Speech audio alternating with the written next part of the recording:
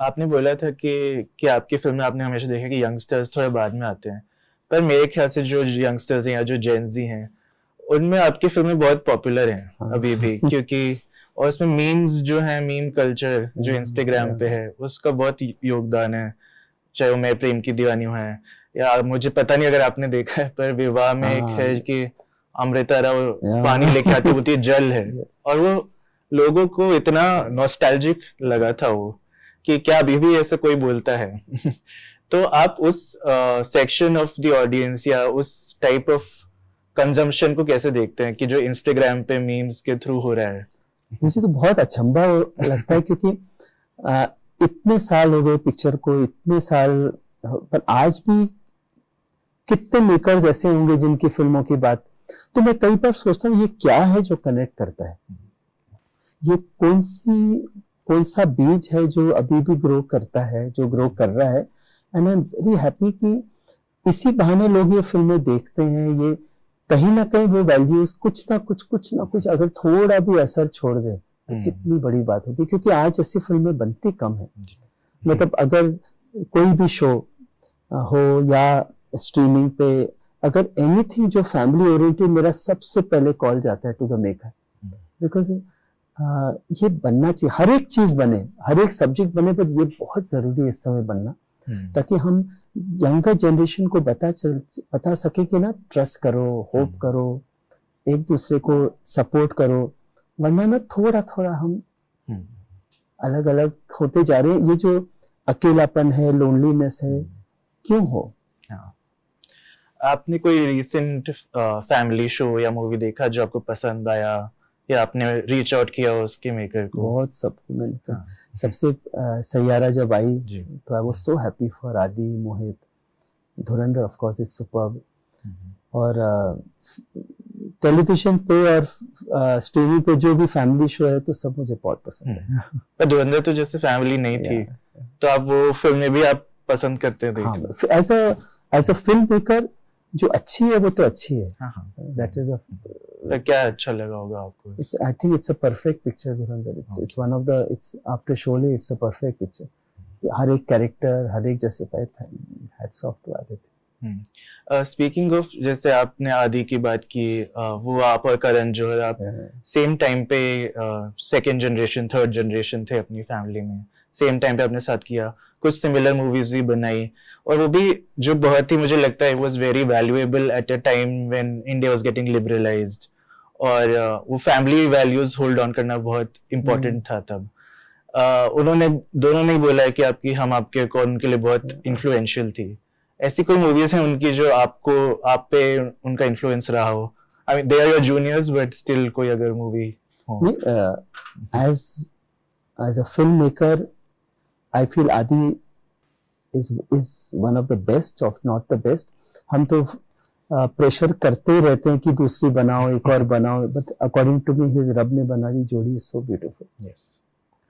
मतलब जो अगर आप पेन से लिखे हुए शब्द पे जाओ, डायलॉग पे जाओ, तो I don't think anyone rights better than him. और मुझे याद है करण मेरे पास आए थे कभी खुशी कभी गम की स्क्रिप्ट लेकर के, तो I was floored with his narration, with his honesty, and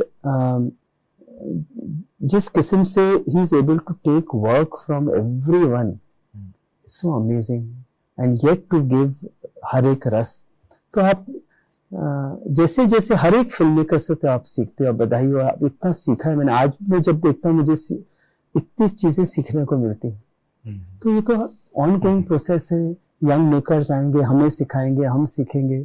तो इसमें संगमरमर में इतना कंट्रीब्यूशन हमारे डायरेक्टर का, विक्रम का, सीधा आए, हमने जब कहानी पता एक एक कैरेक्टर, बिकॉज यहाँ हमको मौका मिल रहा है टू ड्वेल्व इनटू कैरेक्टराइजेशन जो हमको फिल्म में मिलता नहीं है। एक एक कैरेक्टराइजेशन रजिता जी, विक्रम का, जब आप देखोगे सौरभ, शीन, कैरेक्टर्स, एक्टर्स, बहुत स्पेशल लगेगा प्रोजेक्ट ये। And I am very happy that ऐसी चीज आ रही है स्ट्रीमिंग पे, क्योंकि बहुत जरूरी है एक ब्रेक करना। हाँ, आप जब शो रनर होते हैं, जैसे आप अपने पिछले शो बड़ा नाम करेंगे पे भी थे, तो आपको ऐसा कहीं लगता है कि मैं कंट्रीब्यूशन दूं, अपना इनपुट्स दूं, पर एक पॉइंट के बियॉन्ड ना जाऊं क्योंकि वो डायरेक्टर की स्पेस है, बिल्कुल सही, करेक्ट। हाँ, तो आप कैसे मेंटेन करते हैं वो? एक्चुअली तभी फ्रेशनेस भी आती है। जी।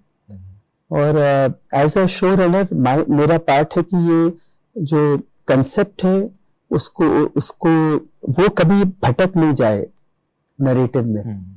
और डायरेक्टर के साथ बैठ के, क्रिएटिव डायरेक्टर के साथ बैठ के एक एक कैरेक्टर की कुंडली बनाना, ताकि राष्ट्रीय का टच रहे लेकिन उसमें भी फ्रेशनेस आए। क्योंकि why should it be restricted by Sooraj Barjatya directorial? आज इतने यंगस्टर्स हैं, यंग मेकर्स हैं, बट दृष्टि एक हो, बस उसको देखने का अलग अलग स्टाइल। जी, मुझे लगता है जैसे आशीष फिल्म्स ने बहुत सारी चीजें ऐसी की अहेड ऑफ इट्स टाइम, जो अब हम अब भी बहुत बातें कर रहे हैं उसकी। जैसे correct me if I'm wrong, but I think हम आपके कौन was the first film that made 100 crore at the box office? Actual figures तो I won't be able to say, but हाँ, it was one of its. Yeah. और मतलब वो I think Ghazni के बाद से वो ट्रेंड हो गया कि 100 करोड़, पर उस टाइम का बिजनेस और जिस तरह से वो फिल्म, जिस तरह से आप सारी फिल्में पोजीशन करते हैं कि एक छोटा रिलीज हो फिर धीरे धीरे बड़ा हो, उसके पीछे आपका क्या कन्विक्शन है कि, और वो अभी भी ऊंचाई में भी सेम प्रोसेस था, तो अभी तक वो कन्विक्शन किस पे राइड कर रहे हैं? वो इसलिए क्योंकि ये पिक्चर बहुत बनती नहीं है। अगर आप फैमिली पिक्चर देखिए, आप एग्जांपल आप ऊंचाई भी लें, तो अगर आप एक्शन बनाते हैं, बड़ी पिक्चर बनाते हैं, तो आप रिलीज करिए, बिकॉज लोग वो देख रहे हैं आज। पर अगर लोगों को लाना है टाइड के अगेंस्ट चीजों में, तो फिर थोड़ा टाइम लगता है, बिकॉज वो सुनेंगे, आएंगे। और जितनी कोमल पिक्चरें हैं, जितनी सॉफ्ट पिक्चर है, उनको थोड़ा टाइम लगता है ग्रो करने में। और फैमिली जो है वो शुरू में नहीं आती है। फैमिलीज हमेशा देखती कि नहीं, फ्राइडे सैटरडे जाने तो सुनेंगे, वीकडे पे जाएंगे। मतलब जो भी फैमिलीज है वो हमेशा देखते हैं, अरे तो ट्रैफिक टाइम है, छोड़ दो, आगे जाएंगे।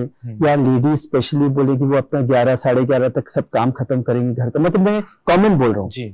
तो इसलिए जो हमारी हमेशा रही कि जितनी फिल्में हैं वो स्लो रिलीज और स्लो करके फिर वो उठी हैं। ये that's the rule for all family films.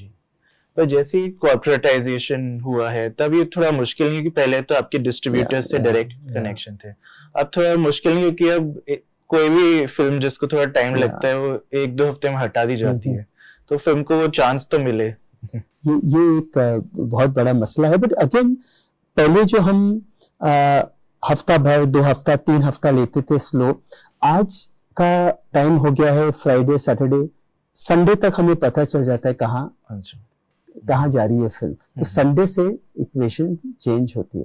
और अच्छी फिल्म है उसको कहीं कोई रोक नहीं सकता। लोग खींचे हुए आएंगे, ना कोई थिएटर चेन होल्डर, ना हम रोक नहीं सकते। अच्छी चीज, जैसे अगर संगमरमर को चलना है तो हर एक सब्जेक्ट अपना रास्ता ढूंढ लेता है, ऑडियंस आती है।